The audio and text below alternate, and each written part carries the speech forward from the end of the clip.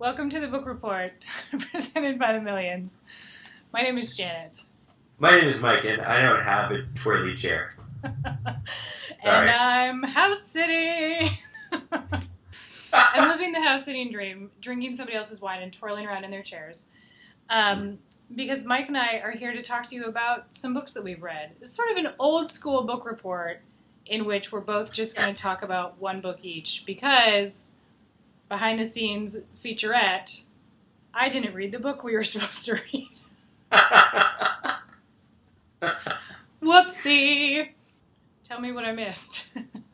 Tell you what you missed. Well, the book that we were supposed to read and that I read and that Janet didn't because she was too busy breaking into people's apartments and stealing their Cabernet is called The Lost Time Accidents. It's written by John Wray. It is about a man in New York who suddenly realizes that he has been removed from time. And that's how it starts off. It's told through a series of letters to his ex-lover. And it alternates those chapters with ones of this guy's family history. His name is Waldy Tolliver.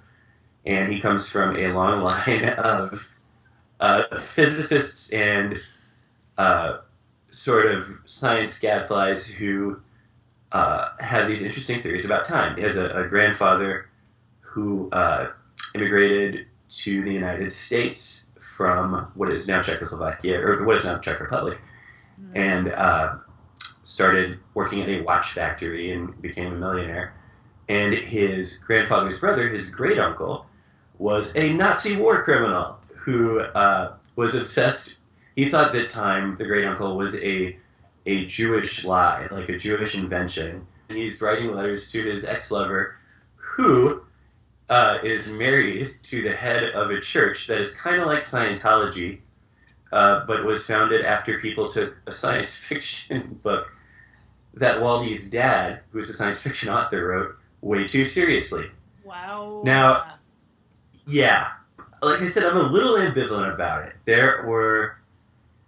I think it's really interesting, and it's certainly written well, but it's so esoteric and so bizarre that at times it can be difficult to follow, and it's kind of written in a language that's, written in a style, I guess I should say, that's, it can be florid a little bit at times. It's a long book with a sort of, a lot of science and science fiction kind of elements, and that's usually not my thing.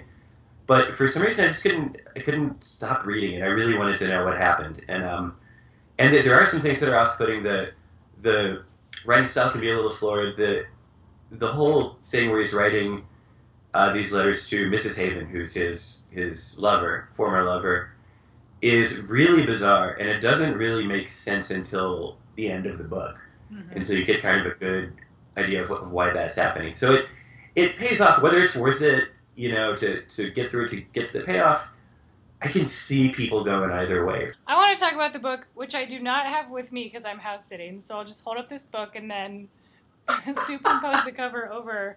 So the book that I would like to talk about is called Dog Run Moon by Callan Wink. He's a fishing guide in the summer, and then in the winter he writes fiction. He lives very close to the Little Bighorn battle site. And so one of the stories is about a guy who looks like General Custer, who comes every year to play Custer in the battle reenactment, and also has a long-standing affair with the Native American woman who kills him every year in the reenactment. Wow. That was one of my favorite stories. There's another story about a guy who teaches high school, and then during the summer he moves down to Texas and gets a job on an exotic animal hunting ranch. And it does this interesting thing because I think lives in the West, or Western masculinity, is sort of romanticized in two different ways.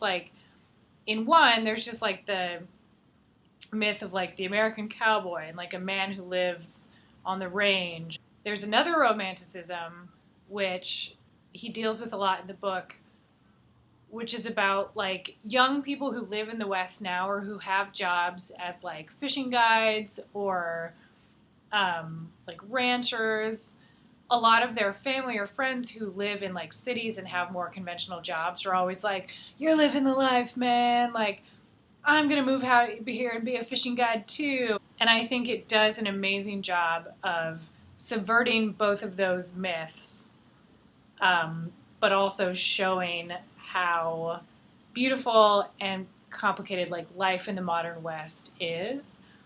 It's just a great book.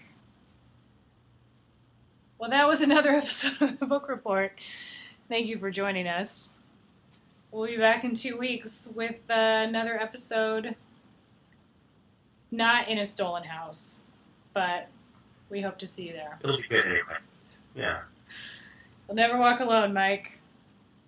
You'll never walk alone, Janet.